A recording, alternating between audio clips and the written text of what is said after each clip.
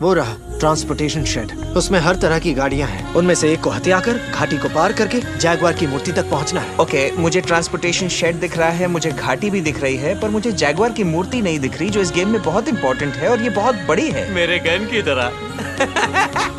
तुझे चढ़ गई है फ्रिज। नहीं, मुझे नहीं चढ़ी है। क्या बोल रहा है तू? ये आउट है। मैंने सिर्फ 3 ग्लास पिए थे। अब इन गार्ड्स को कैसे चकमा पिछली बार तो उनके जाने का इंतजार किया था। मतलब कितना टाइम लगा था? 3 हफ्ते।